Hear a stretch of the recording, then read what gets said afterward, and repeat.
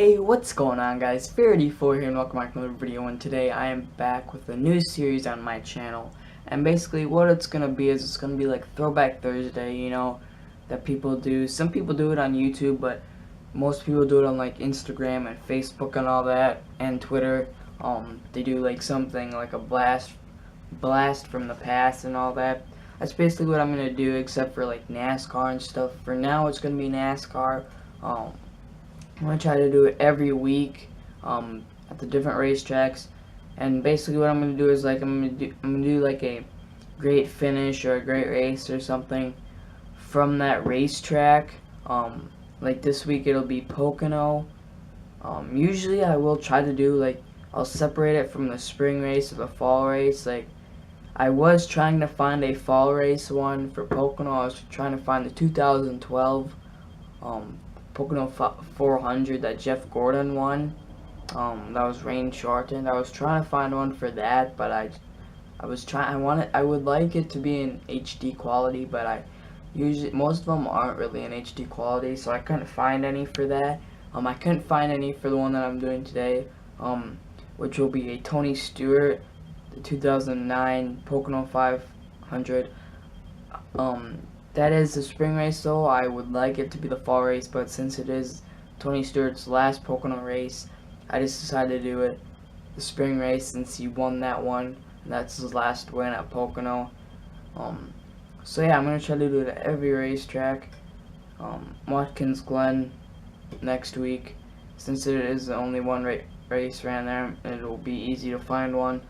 So yeah, hope you guys enjoy this new series. If you do, make sure to leave a like on this video. It's very much appreciated. Make sure to subscribe if you're new for more Throwback Thursdays,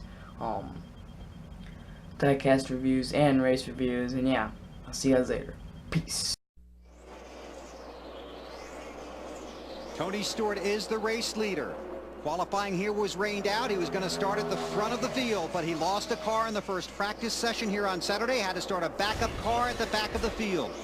Stewart has led 30 of the 191 laps complete. And he just let speed get back in front of him. So he just switched on to conservative fuel mode right there. Yeah, and we saw Speed motioning by to the inside. Tony went by, didn't pull away from him, just kind of rode there, and then he did pull him. While we were in break, Casey Kane gave up a top 5 position and came to pit road. Right now it's Stewart, Edwards, Johnson, David Rudiman is 4th, and Ryan Newman is 5th. Then Jeff Gordon, Marcus Ambrose, Montoya, Burton, and Allmendinger. Your top 10. Man, that's a lot of fuel to save with 9 laps to go. That's a lot of fuel, man. On a 2.5-mile racetrack. Yeah, I mean, I don't know how much they have to save. I don't know what's in their tank, but if they're thinking about this with 9 laps to go. Now, these guys have been running about 157 miles an hour. That's been their lap speeds. See what they are now. 153. No, Stewart was 155 that time. Some of these guys are running 153. Edwards at 153. Johnson at 155. Hey, you know, there's these straightaways are so long. You got to run down these straightaways. Yeah. I'm sorry, it's not ease off getting in the corner and save a bunch of fuel like that. The straightaways are so incredibly long. You're in the throttle and you're using gas. Sorry. Now it's time for the NASCAR Sprint Cup Mobile Monster Moment. And let's give it to the 14 crew, not only for the work they've done on pit road, but for that pit stall. And that got Tony Stewart out front, beating Carl Edwards off of pit road and giving him the lead. Stay tuned to all of the in-car audio, live radio broadcast stats, and more with NASCAR Sprint Cup Mobile, only from Sprint, only on the Now Network. Visit sprint.com/speed to find out more. Let's get more from Marty. Hey guys, what's going on is a little monkey see, monkey do down here. What Tony Stewart's crew saw was that Carl Edwards' crew was slowing down, or Carl Edwards was slowing down on the racetrack. Bob Osborne told Carl Edwards, slow down. I don't want to see anything under a 58-second lap. So Carl has taken a lot off his time. Subsequently, Tony Stewart has slowed down. In fact, Carl Edwards just asked on the radio a moment ago, should have let the 48 go by me. They're playing the fuel strategy, Tony Stewart, as well, hoping they can all hang on and finish all 200 laps. 7 to go. This is going to be amazing. Larry, I can't believe this. Well, guys, let's just think if we're trying to save 4 laps of fuel, which is what we have heard the 99 cars trying to do. This is a 2.5-mile racetrack. That's 10 miles. Go back to the beginning of the pre-race show when I talked about miles per gallon. If you're getting 4.6 miles to the gallon, you're trying to save over 2 gallons of fuel. And guys, Bill, you pointed it out. What did you see on the scoring monitor when we went back racing at lap 165? Some of the fastest laps of the day. 168, 167, lap 167. You're right. And when you're running faster, you're using more fuel. Now, I know they've slowed down now, but this is going to be interesting in the next 6 laps. Okay, let's get more on this on the 24 situation. Matt, that you? Bill, we've documented the storylines with Stewart, Edwards, and Johnson, but the gentlemen 4th through 6th, that may well be where the biggest storyline of all comes from. This was Jeff Gordon's conversation moments ago with crew chief Steve Letarte. 39 can make it, right? He's going to have to go longer than us. Everyone in front of us is going to have to go longer than us. How much did you save when you left pit road? You saved you a bunch on that one yellow we had? Did you quite a bit, but I thought the 39 started behind us. He come on and topped off, Stevie. 39 came lap after us, okay. 44, he's behind us, don't worry about it. 39 at 00, push them both. Those are our 2. Keep pushing them. Do not let them pedal, man. They're going to have to. They're trying to save. Don't let them. The 2 cars in front of you. Run them down. At this point, Steve Letarte's calculator, too close to call. They may be half a lap short, but they're going for it, just like you heard him tell Jeff Gordon. Thanks, Matt. Fantastic conversation there. That's incredible. Steve Letarte smells blood in the water right there. He's like, push him, boy, push him. Go get him. And even if he doesn't believe it, he wants Jeff to believe it. He wants Jeff to believe it, and that's what crew chiefs are good at. On board with Tony Stewart. See if you can see anything here. Well, it's not what we're going to see, it's what we're going to hear. Unless he's reaching up and cutting it off down the straightaway, okay? Because I'm That's telling been you, done. Man, that has been done under caution. But I don't know how you would do it here. There you Let's just watch him and listen. He's going down the straightaway. Oh, he lifted way early. So he's floating that car in an extra and using no brakes. Feet. And using no brakes. Yeah. He's just floating in there and using no brakes now. Marty? And as you would imagine, Tony Stewart, ever the racer, is only quote on the radio, "I hate racing like this." Yeah, he won't hate it if he ends up in victory lane. No, but it's incredibly hard to break that rhythm this late in the race. His rhythm has been to certain marks, just like Wally talked about earlier. There's marks on the racetrack you want to get to.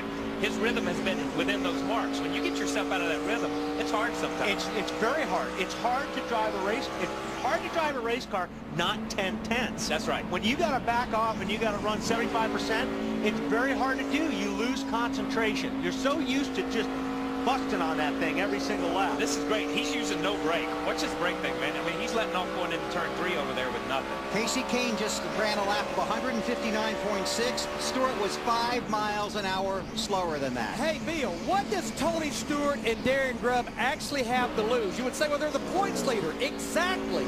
The way the chase is set up, right now they have a 317-point cushion to play with. Why not roll the dice and go for it and try to get those 10 bonus points? It doesn't matter how fast some of these guys are running. They're 30-some seconds behind. Right. They ain't going to make up 30 seconds in 3 laps. But it gives you an indication of how much Tony's letting off. Look at that. Look where he lets off, man. He's halfway running the short shoes. Look at him right here. Listen to this thing let off. We're coming to 2 to go when he gets to the line. Wow. And you're saying he doesn't have to use the brakes because he's going 20 miles per hour slower. He's going so slow in a straight line, but he's rolling through the corner almost faster than what he was. Last owner driver to win a race, Ricky Rudd at Martinsville in September of 1997.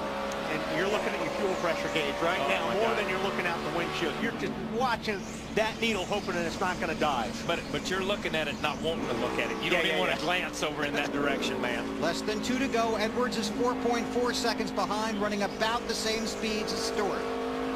All clear, 40. That's second and third. This goes on 4.5 seconds behind Tony. Boy, and they're coming. Real slow. Is he out now? Or is he going to fall in behind the 90? I think he's going to fall in behind. Try and get a tow. He'll be coming to the white flag this time. I don't think he's running fast enough to get a tow. Well, at some point when they get in your mirror, you got to go. Yeah. I mean, you can't save fuel forever. When they're 3 or 4 car lengths, you're just going to have to drop the hammer and hopefully you don't run out of gas. Yeah, they're all gonna have to go at some point in time here when they throw the white flag. Tony Stewart down the front stretch. White flag, last lap. This will be the last lap of the race. Now you want to run this lap so hard you can't see straight, but you still got to save. You still got to save a little bit. He's still got a pretty good cushion, I think, once he gets to 2. Johnson to second. Johnson to second here. 2.5 seconds behind. Can't take the racer out of Carl, though. These guys are not saving fuel right now. No, they're not saving fuel. Carl drove right back up under him. That's Just shooting him. It's 6 back to anything else. That's for second. If Stewart runs out, that would be for the win. Clear, clear. Tony in turn 2. Boy, they're barreling down on him now. It's a long way from turn 3 to the start-finish line, though. Look at him looking. Tony Stewart out of the final turn. Made the big move in the offseason. Here he comes. To go over to Haas Racing, he's got take over part of the ownership, and Tony Stewart's going to take that team to victory lane. 48's out of gas. See him on the inside there. Listen to the crowd, man. He ran out of turn 2. That's incredible. God, I'm proud of you guys. You make me look like a damn genius Trouble in up here. 4. Casey Kane. One car around Kane, able to hang on to it. And here he comes across the line. You guys. Flat tires. Tony Stewart last pitted on lap 159, and he made it last to the end. Edwards, Rudeman, Jeff Gordon, Ryan Newman, Ambrose, Johnson, Montoya, Burton, Sam Hornish Jr. gets a top 10 finish. So congratulations to Tony Stewart. This is going to be a fun victory lane. It's amazing all-around effort. Lost a car in practice Saturday, got the backup car on the track, got it some laps, started at the rear of the field, and now he's going to victory lane.